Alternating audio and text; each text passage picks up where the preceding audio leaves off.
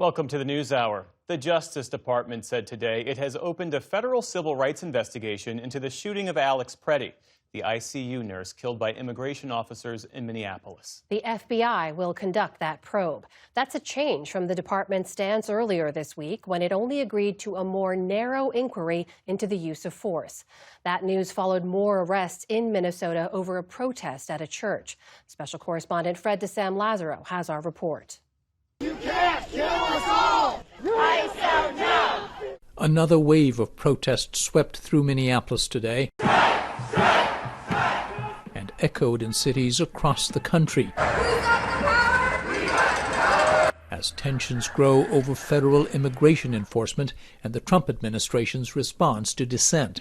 Federal agents today arrested former CNN anchor Don Lemon and 3 others in connection with a January 18th protest at a church in St. Paul, where an ICE official serves as a pastor. Lemon, who was fired from CNN in 2023, now hosts an independent show on YouTube. The Justice Department has charged Lemon with federal civil rights crimes.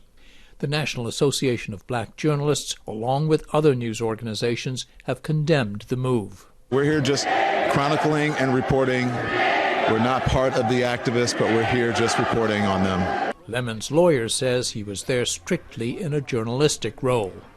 So this is what the First Amendment is about the freedom to protest. Lemon has a history of voicing his disdain for President Trump. I wanted to alert the public that agents are at my door right now. Independent Twin Cities journalist Georgia Fort was also arrested after federal agents arrived at her home this morning. I don't feel like I have my First Amendment right. Fort live-streamed the moments before her arrest, saying agents had a grand jury indictment. After her release hours later, Fort called for the truth to be, quote, amplified. Do we have a constitution? That is the pressing question. Also arrested, Black Lives Matter activist Traherne Jean Cruz and Minnesota State Legislature candidate Jamail Liddell Lundy. Attorney General Pam Bondi said the 4 were arrested because they violated people's ability to worship, quote, freely and safely. And if I haven't been clear already, if you violate that sacred right, we are coming after you. Meanwhile, the Justice Department said today it has opened a civil rights investigation into the shooting of Alex Pretty. At the same time, Deputy Attorney General Todd Blanche said the Justice Department is looking at left-wing groups as part of the investigation into Pretty's killing. It means looking at documentary evidence, sending subpoenas if you have to, and I expect that investigation will proceed with those parameters in mind. Blanche notably dodged multiple questions about whether an investigation is being opened into the shooting of another U.S. citizen in Minnesota, Renee Good. Despite hints from administration officials of a de-escalation, there's little to suggest any let-up in the aggressive and widespread enforcement in the Twin Cities area. Just yesterday, 2 Minnesota children, a 2nd grader and a 5th grader, were taken into custody at the request of their mother and sole caretaker, who was arrested while the children were in school.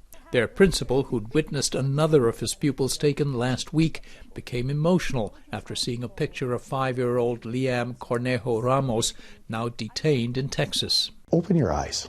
Believe your eyes. Believe what you see. He's not a criminal. It's not politics. It's about treating people like humans. Meantime, there were calls nationwide for peaceful disruption, school closures, and work and shopping boycotts aimed to draw attention to the Trump administration's immigration crackdown. And back in Minneapolis, as protesters were out in the streets, musician Bruce Springsteen made a surprise appearance at a benefit concert, singing his newly recorded song, Streets of Minneapolis, a rally cry for many as uncertainty and fear persist. For the PBS NewsHour, I'm Fred DeSam Lazaro in the Twin Cities.